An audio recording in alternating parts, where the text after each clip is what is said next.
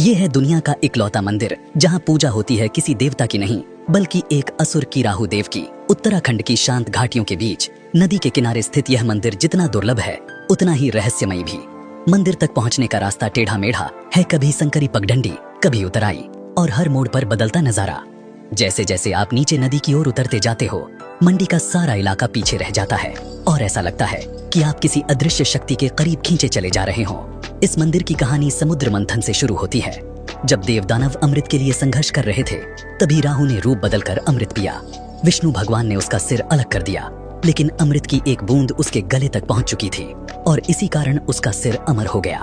मान्यता है कि अमृतपान के बाद राहु की ऊर्जा जहां जहां गिरी, उनमें से एक स्थान यही पठानी गांव भी है। यहीं से इस मंदिर की शक्ति और मान्यता जन्मी। बहुत पुराने समय में जब पांडव इस क्षेत्र से गुजर रहे थे, उन्होंने रात बिताने के लिए इसी जगह पर एक पड़ाव बनाया।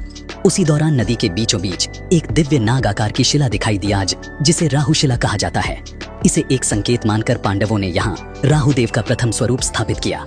समय बीतता गया और एक समय ऐसा आया जब जगतगुरु आदिशंकराचार्य इस इलाके से गुजरे।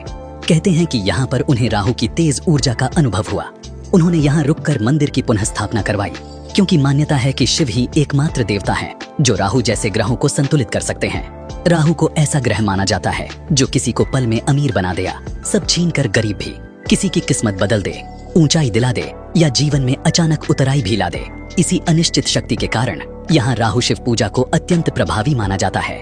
कथाओं में तो यह भी कहा जाता है कि एक बार इंद्रदेव की रात का पद छिन गया, अर्थात उनके राज सुख, वैभव और तेज में बाधा आई।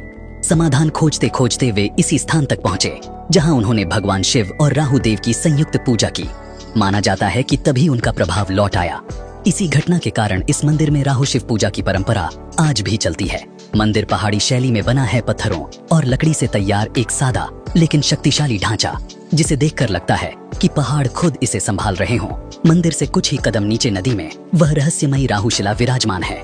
भक्त मानते हैं कि इस शिला को प्रणाम कर और पानी को स्पर्श कर की गई सच्ची प्रार्थना राहु दोष, मानसिक भय, उलझने और जीवन की रुकावटें धीरे धीरे शांत कर देती है।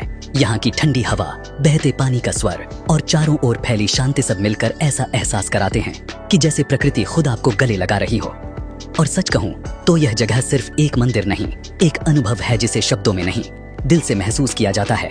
अगर आप यहाँ आना चाहते हैं तो सबसे पहले ऋषिकेश से श्रीनगर पहुँचे।